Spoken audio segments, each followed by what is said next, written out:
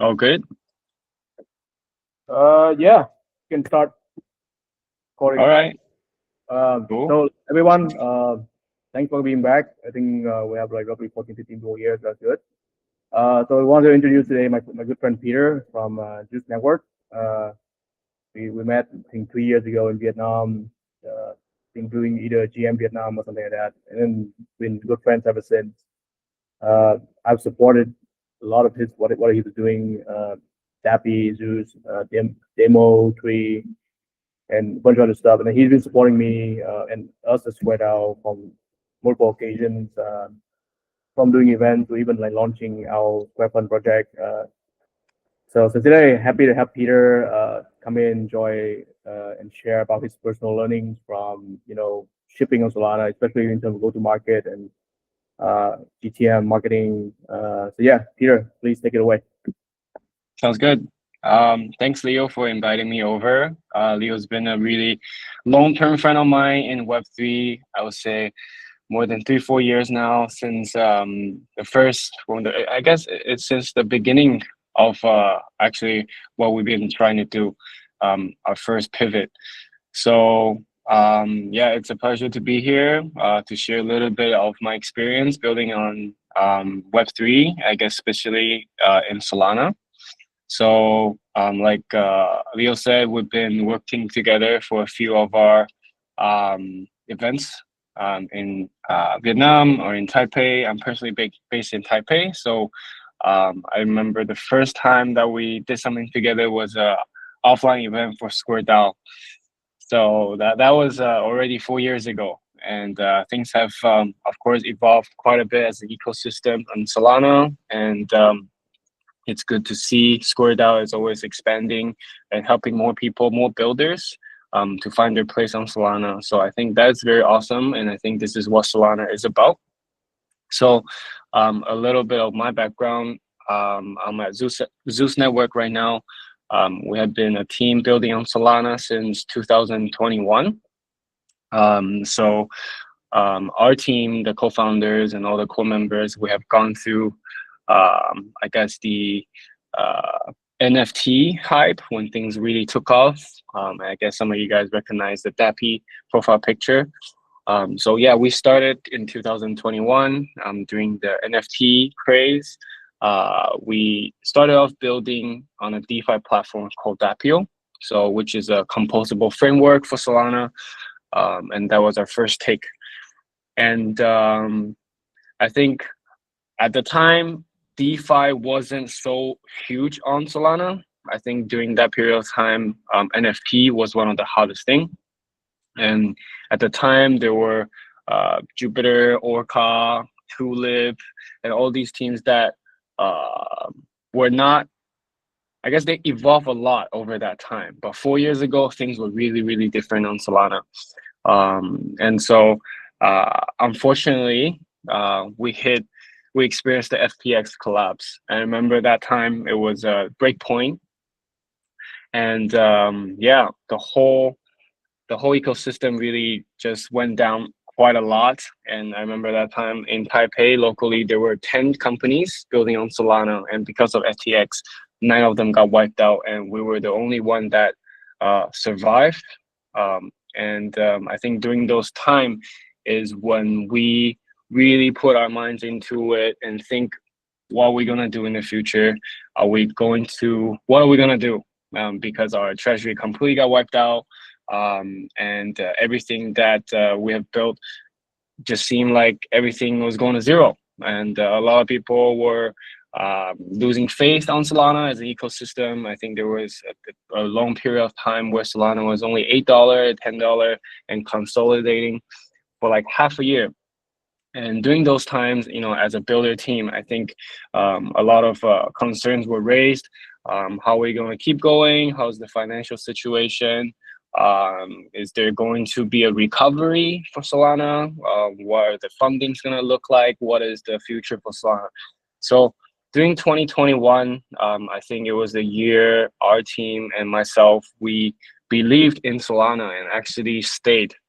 And for a long period of time, it was just you I think for us, my job is BD at the time, BD and marketing. And I remember those times is like we try to push out something, push out product, find partners, but there was nothing. There was no one. No one was active on Solana, and it was very difficult to find partners because at the time no one knows if Solana was going to survive. And so that was kind of a period of the darkness. Looking back of how Solana is now versus how Solana was 2021, and so yeah, during those times, the darkest time, the hardest time, we stayed, and for months, personally, me, we didn't even take salaries because we didn't have money. So we got everything that we got. We push, we try. We basically just try to survive. So I think another thing that I also want to, share a little bit with everybody is sometimes there are moments where you need to be playing survival. Not all the time you have the energy or the funding or the resources to always go at 100%. Sometimes when you're at a critical pathway, it is also important to be able to survive. So because of that, fast track to 2023, we pivoted. And in between, we pivoted another 2 to 3 times, just trying to find the right product market fit. And for the first 3 times, we couldn't get it out. We couldn't find something that everyone liked, or we couldn't find something that was suitable for the current market. So we pivoted many times, and each time we thought it was going to work.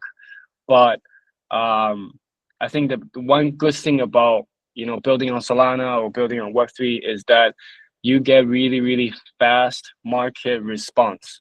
So if the market response is good, you're able to take feedback, make V2, make V3, make some optimization. You can ship the product and see if how much conversion you can get from that, right? But at the same time, on the other hand, if the market response is shit, if the market response is not much going on, then sometimes it's also very important to keep in mind: is this something that the market want, or is this something that is what we want to do instead? But if we just keep on doing things that we want to do and the market doesn't buy it, it's going to be very difficult for you to find the right product market fit.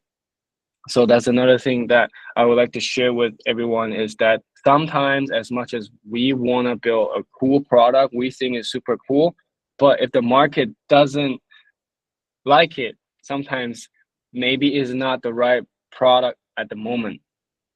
So always keep in mind for that. So back to 2023, we had the idea. It was late 2023, Q4. We had the idea of Bitcoin on Solana.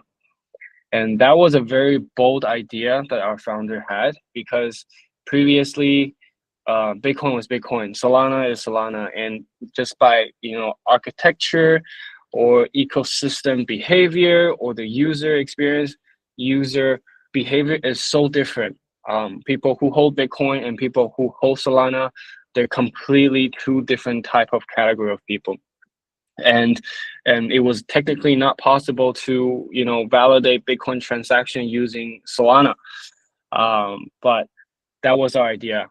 Back in 2023, our idea was putting Bitcoin on Solana.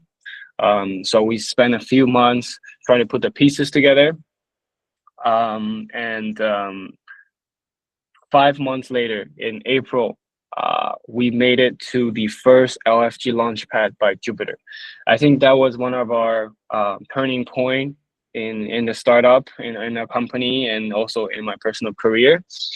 It is that I think it was the first time that we feel like this product market fit was suitable for the ecosystem. Everybody seemed to like it, and there was a lot of good response. And no one was doing it at the moment, but we see a big potential down the road. So that was kind of how the pivot went from doubting and not sure what was going to happen, until finally finding an idea that was validated by the community and also the ecosystem. And we're like, okay, so this is the idea. This is what we're going to try to achieve. So the whole process of LFG Launchpad I think this is also a pretty unique experience that I would like to share with everybody. Is that how it works for the LFG Launchpad is, let's say you have an idea. We had to go through a forum where you put all the detail of your project, product, and all the information.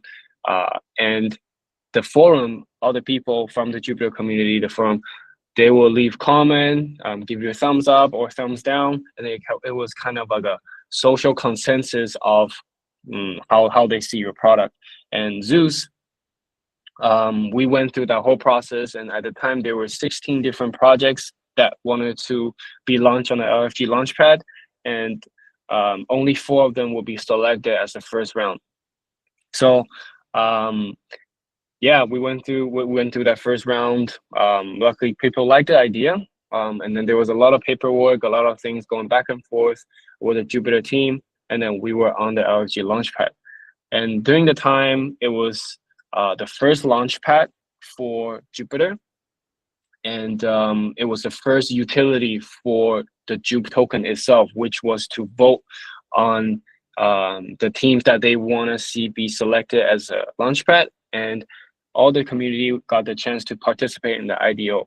So this is something that was also, I think, timing wise, we were really, really lucky because the product and the timing and the Jupyter Launchpad all aligned.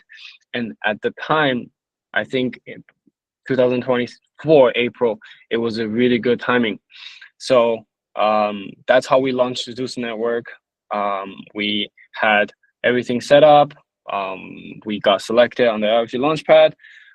So on the social awareness side of things, on Twitter, Discord, Telegram, everything, we put a lot of time to kind of streamline everything to make sure that all the information was getting as much exposure as possible.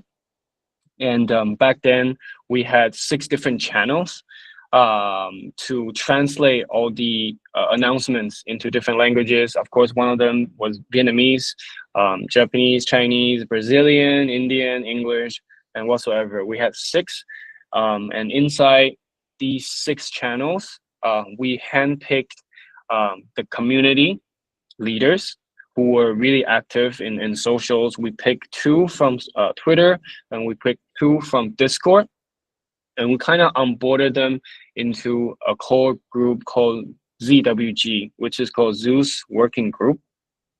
So these group are essentially one of our core community members that are aligned with our direction, aligned with the roadmap, and also have passion. And so these were the people that kind of help us build a bigger community to attract more people want to find out what Zeus was, or at the time we were doing a quest where people can earn tokens. So there was a series of campaign, and at the time, all these people, newcomers, come in.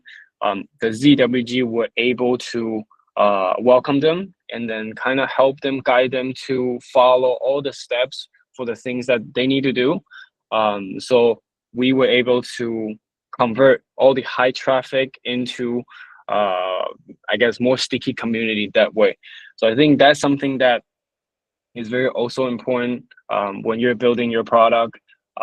You will have, when you have the first wave of customer that comes in, a lot of people have questions. A lot of people may not speak your language, but you will need to make sure that you have the right customer support there to hold on to that traffic and to convert, because the initial traffic is one of the most important. When they first come, if they feel like they are welcomed and if they feel like their help is being answered, then they're likely to stick around. So make sure you set up that flow to capture the initial inflow when your product gets traction. So that's something that's important. And then through the voting process, we did a lot of educational campaign to make sure on Twitter everything was getting max exposure. And then we went to the LSU voting, which was another really, really special experience, because we were able to raise fully under 3 seconds, and at the time it was $25.5 million of the Launchpad. So again, I think timing was super important. All the previous preparation is very important. The customer support, narrative, and timing. Um, and since then, we have just been focusing on bringing more Bitcoin liquidity onto Solana. And this year, we have achieved quite a few new partnerships, one including an institutional liquidity partnership with Menta Alpha, which is a NASDAQ listed company. They are using Zeus to deploy Bitcoin liquidity onto Solana. So I think 2 years ago, it was difficult to imagine the things that will happen today. But again, when we first started building Zeus, we envisioned there is going to be more tokenized Bitcoin on Solana, more versions of Bitcoin. So here we are, fast forwarded 2 years ago. Now there's WBTC, there's CBBTC, ZBTC, XBTC, TBTC. There's 6 or 7 different versions of Bitcoin on Solana. But when we first started, there was only WBTC. So that again kind of things play out to our anticipation and our expectation. So I think in the future for Solana DeFi or for the Solana ecosystem, there's going to be, again, I think Bitcoin liquidity is going to be quite important. That plays in the role of DeFi and RWA, including stablecoin, PayFi.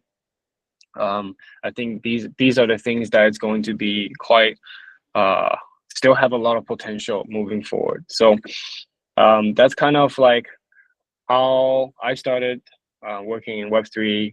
Went through a pretty rough beginning, did many pivots, and also many dark moments where I wasn't sure if Solana was gonna make it.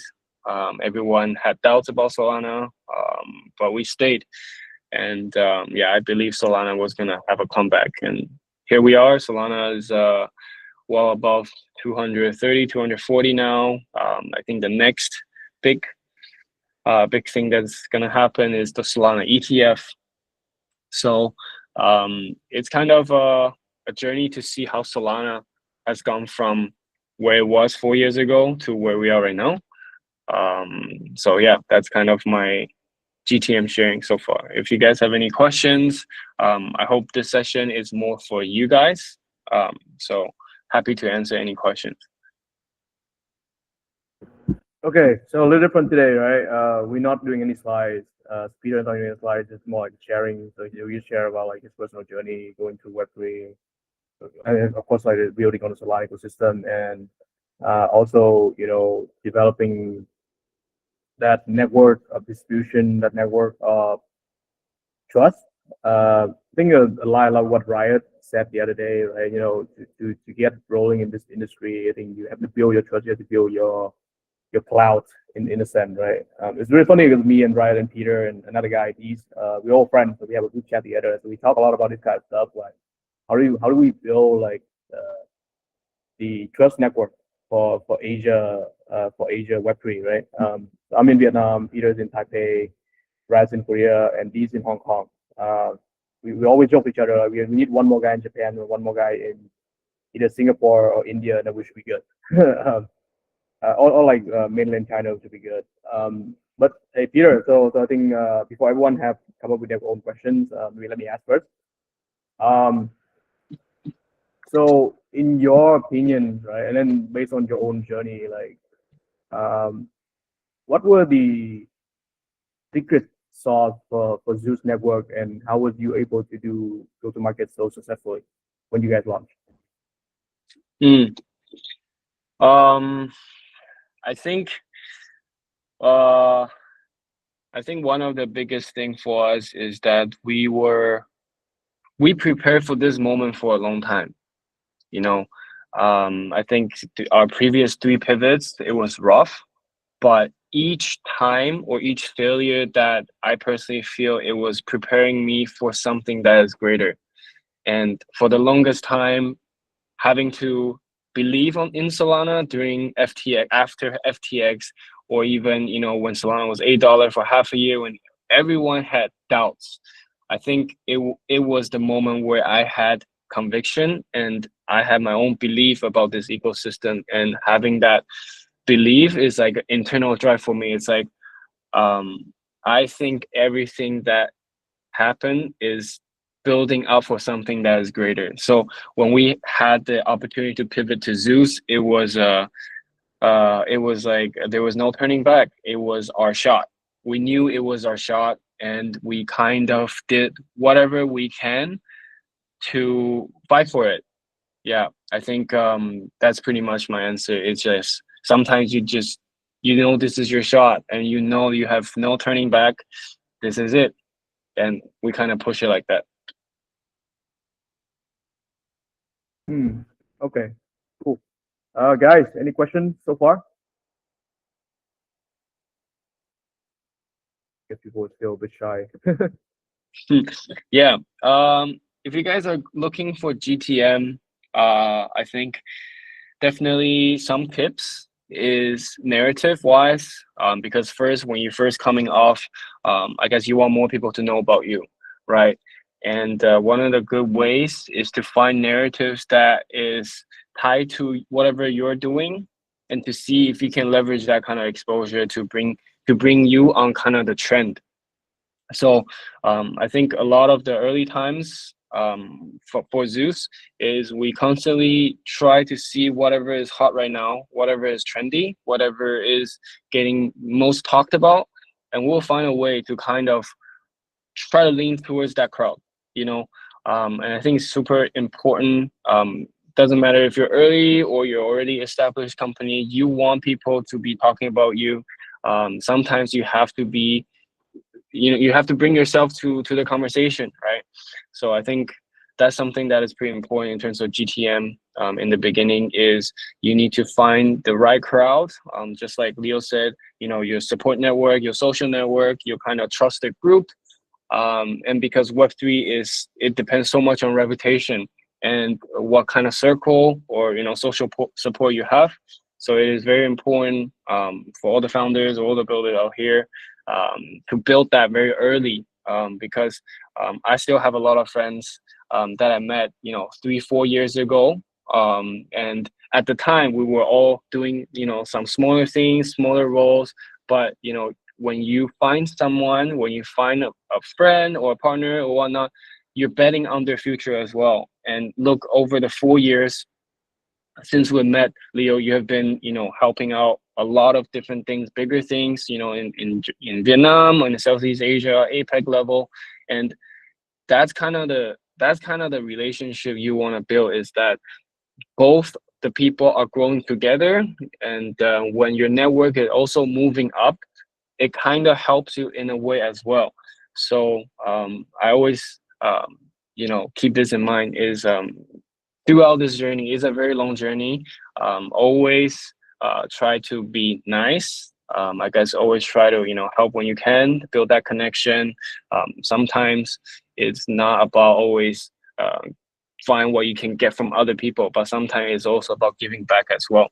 So along the way, all these like positive friendship, positive connection that you build is going to come back to you when you need it the most. And I think I truly experienced that with Leo as well.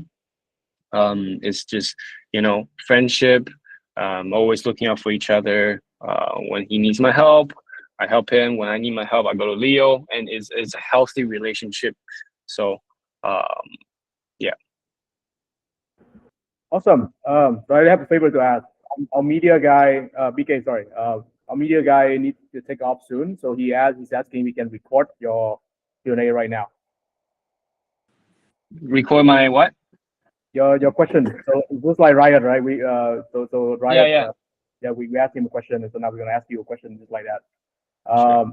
I need to ask you to go to the settings as well, and go to video and change the resolution to like the highest definition. So I think like 720 pixel and then Okay. 1080. Yeah. Yeah. So go to go to Yeah. the dot, go to settings and then go to video. Yep. I'm on it right now. Yep. Okay. I think it's on now. Oh, yeah, yeah. Hi, my name is Jack. So I'm in charge of the videos and content for Readathon this time. So I might need to ask you questions for the video. It's more like an online interview. Mm-hmm. All right. Nice to Can meet you, man. you push the laptop back a little bit so I can see more of your like the upper body? Uh, a little bit more. The laptop push back a little bit more. All right. All right. Okay. So the question is gonna be if you and other founders launching the first products on Solana, what three things should you nail in your GTM? I think first is the uh product market fit. I Oh, think that's one. okay. So sorry. So that's the question. Before you answering the question, can you introduce yourself first, and then you answer the question? Sure. Okay. Yeah. Hi everyone. My name is Peter. I'm head of strategy at Zeus Network. I think there's three main things before you launch a product. One is to find your product market fit, and then second is your timeline, and then third is building up your distributional channel. I'm sorry, but can you explain a little bit with each things you mentioned? Sure. Yeah. Yeah.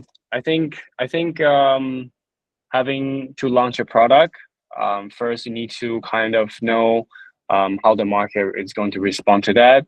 And I believe finding the right product market fit is quite important. There's a few things that we have done before, which is a quick survey, with the VCs, with your inside circle, or even, with some of your close partners to kind of see how everyone's think about this, because a lot of times when we're so focused on building a product, we kind of are just focused on what we try to build, but instead of listening to feedback and kind of the outside noise. Sometimes it's also important to take feedback from your trusted source and make adjustment to that. And secondly, I think one of the biggest thing in building in crypto is about timing and narrative. A lot of times there's a great product, but the timing is off or the narrative is not there yet. It gets blurry in a lot of whatever that's happening um, currently. So timing, being able to identify the trend or prepare for the upcoming narrative and build silently. And when the timing hits, release something. I think the timing is very important in that case. And also distribution channel. I think depending on your product, you need to know what kind of customers that you want to acquire. And there are many different kinds of customers or users in Web3. There are the stakers, the farmers, the traders, the people that trade on speculation. So it's important to identify your product and find the right channel to support that conversion, regardless is if you're using collecting emails, newsletters, or Telegram, Line group, all these regional communication tools, or in Discord, and also on Twitter. So I think knowing your customer and knowing their behavior, knowing where is the best regional conversion, these are very important in terms of launching a product. All right. Perfect. Thank you. No problem. All right, Jack, are we done? Good. Yeah. I think we have good footage for the video. Okay. I'll share you the recording after this. BK, sorry to interrupting. We just need to get that out of the way. Please go on with the question. Yeah, no Hi, worries. thanks for those amazing insights. Just to give a quick brief, for what we are actually building is Airdrop Arcade, which is basically a platform where people can drop items into the game. Streamers will play the game and they stream the game, and people could basically drop items live when the game is happening to change the outcomes and make the game live and real time, just like consider Hunger Games, but actually on Web3 rails. And we are also integrating prediction markets. So we are trying to create a flywheel where people can also predict the outcome, that who can be the winner, but also can influence how the game can actually change. If they are betting on player one, they can start supporting player one by giving them buffs and creating this type of interactive loops. So for me, right now, I want to figure out what would be my best GTM strategy to actually get those people who are into predictions and into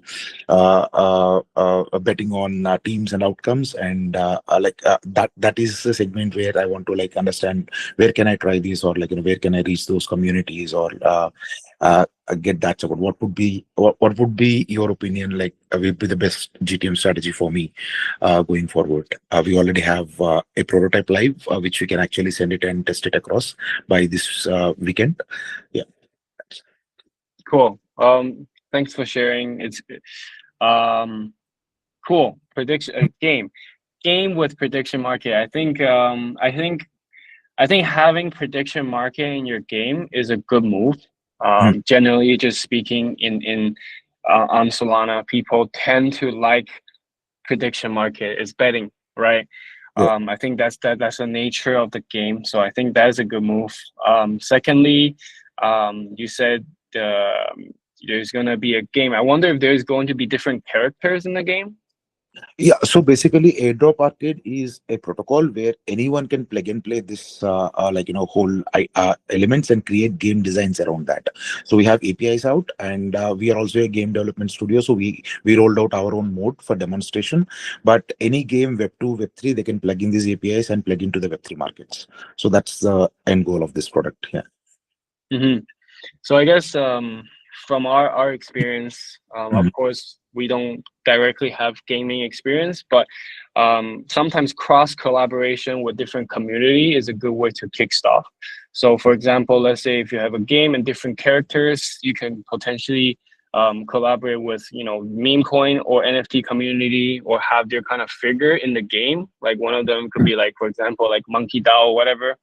I think that would be pretty cool if you have collaboration with different community for their character in the game. Right. And I guess this game sometimes, I don't know if there will be skins on the character. Are there going to be different skins, or Yeah. like limited?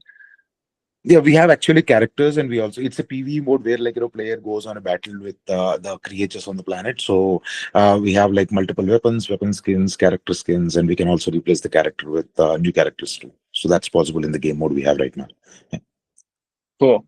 Yeah. So if you have kind of like unique game skin or whatever, you could collaborate with, for example, like a bigger protocol or a different community to come up with a campaign where maybe users or some players can design a character or the skin. It's like a social kind of thing to kind of get people know, oh, there's this thing going on, there's this game, there's the partner. You basically can leverage 2 or 3 other community and exposure to bring Mm. spotlight to your product, right?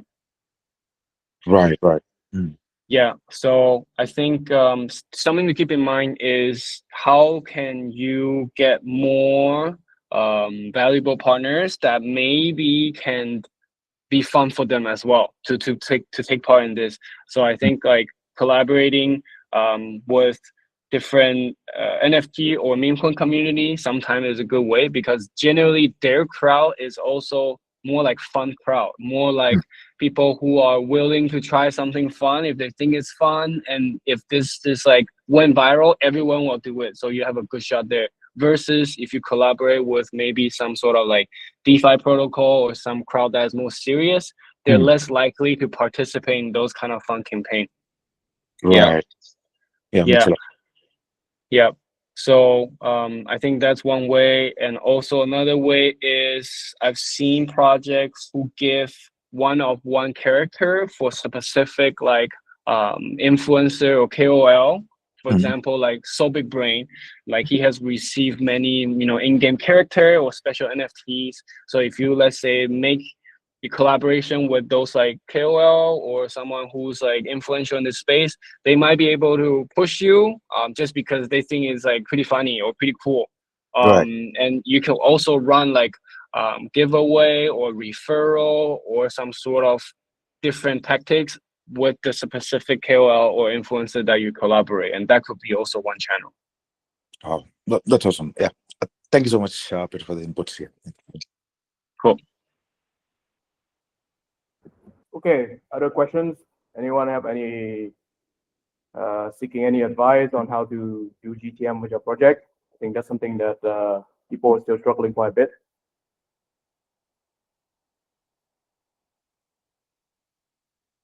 Well, it's good that there's no problem. I think it's more like people don't know how to ask questions, right? But maybe let me ask, right? So we have a bunch of like projects in this batch doing like prediction market stuff. So like either like someone who's doing a real world asset indexing project, but also like combining prediction market elements, or doing smart wallet tracking with prediction market elements, stuff like that. So how would you recommend that they go about planning their GTM for this kind of label?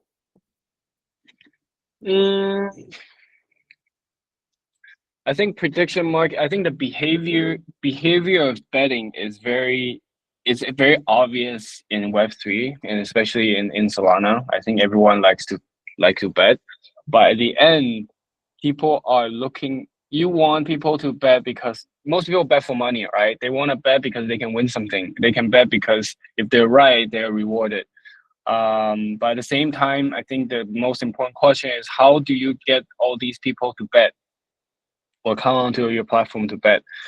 So I think to your question, this platform, like who are the main targeted users, or who are the which kind of traits of use? I guess depends on which kind of traits of user we're trying to target here. So let's say, for example, right? So let's say, for example, Carl, he's trying to do a real world asset data terminal, right? So there's like a data indexes and what not. Like you also want to combine the prediction market elements where you can long or short on a certain index. Like for example, they want to bet on Ondo asset, or they want to bet on X stock, but because they're not from a regulated market where they can trade X stock. So instead of trading X stock directly, they basically like predicting where the certain X stock gonna go up or go down. So again, we traded in for real world asset classes that are in areas where RWA isn't really covered, like the Vietnam, I guess, Korea, Singapore, that sort of. Yeah. I think if we want to let people to bet on, like you said, like stocks or a ticker, something that is, I think you want this ticker or want this thing to be kind of people care about it, or people who give a shit about it, or there is controversy over that. So for example, like think if you were to bet on the price of gold, I think is a great speculation right now, because gold is it's all-time high right now, and this year people are anticipating gold could reach higher. So I think gold is something that people would at least want to bet versus silver, right? So I think gold would be a good asset, and I think these days, for example, like Tesla, would people prediction market over Tesla, or because Elon Musk is such a figure that he makes a lot of noise himself too, so he already have kind of drive that traction, right? Or if you want to bet something about Trump related stuff, I think these are things to take into consideration. It's like people want to bet on what this topic is most popular topic, I think, right? So maybe these are some of the angles that we can consider when we're trying to design, which kind of underlying asset you want to bet on. I think yeah, these might be interesting. Very cool. I think that's an interesting play. So Carl, something to take note for you, right? Maybe launch like a simple bet with certain asset, like for example, gold or Tesla, X stock, something like that. Whatever is available on Solana, really. Cool. Does anyone have other questions? Like, does anyone have any? Do they want feedback for your GTM plan?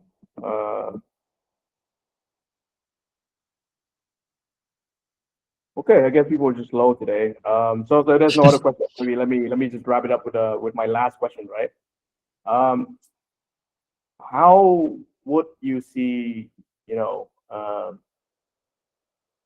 projects from Asia would have what kind of advantage in terms of GTM would projects from Asia have over, other project, let's say from US or Europe? Because like, between you and me in Solana, we see there's a gap, right, between Western project that's normally, and the Western founder that's normally more supported by foundations than APAC based Asian project and founders. What do you think? I think there's definitely advantage and disadvantage versus the West and the East. I think founders from both ends are trying to get audience from different side. Like Asian teams are trying to tap into more Western crowd, and I guess Western crowd is trying to tap into the Asian users. I think we're seeing a lot of things like that. But I think one thing to look at it is that I feel like the Western adoption in terms of like retail adoption or in terms of like VC money, fundraising or pitching, collaboration, I think the Western market is more mature compared to Eastern markets. I think we still have a lot of market to be unlocked, especially especially this year or last year. I think there was huge growth in terms of Korean, Japanese, Vietnamese market. Everything seemed like is still growing, whereas I think for the Western market, I feel like originally, if we're just talking about Solana, I think originally a lot of these teams are from the West, but I guess these days there's a few really outstanding teams from the East. For example, Jupiter being one of the biggest unicorn is from the East, right? He's from Malaysia. So I think our advantage, I guess, as an Eastern Asian team is, I think we work pretty hard. I think we work pretty hard. I think we work pretty smart. I think if there is more, collaboration in between the communities, like Leo has been trying to do, putting more builders in a global scale, connecting resources to Korea, Taiwan, Japan. There are a lot of talent pools in Asia, but I feel like currently the bridge of kind of uniting the talents in the East is still only growing, and I feel like it's with the I guess the launch of super teams, you see more collaboration happening, and of course with the help of SquareDAO as well, all the builders. So that's how I see it. I think Asian teams still have a lot of potential, and Asian teams need to be better at pitching and fundraising. I think a lot of times Asian teams are a little bit more introverted or a bit more conservative in terms of pitching or approaching, whereas I think the West has that kind of confidence or that kind of history when they are presenting. So I think I think that's how I see it, but there's definitely a lot of potential for the teams in Asia out here. Very cool. Great. And I mean, I do think that, especially in Vietnam, the way I see it is like, I think we have great technical power here. We have great technical minds. But because I think we have a disadvantage of being from Asia, and also I think the language barrier, and also like the fact that a lot of builders in Vietnam focus too much on product, I think on tech, and not enough on the actual GTM. And then the one that actually can ship well happen to be not very decent people. So let's just put it that way, right? Mm. So when we've seen a couple of Vietnamese team on Solana drugging before, so I think for us to spread out, I think the goal for this program and the goal for having everyone here is to create at least 3 teams that can go beyond Vietnam. And hopefully one day work with Zeus, work with Citadel, work with all these global teams that is within the spread out network. So I think with that, is there any other questions from people, or you guys sleepy today? Okay, I guess people are just tired. Anyway, it's fine. We have a couple team who still shipping products today, so understandable. So I think just want to wrap up.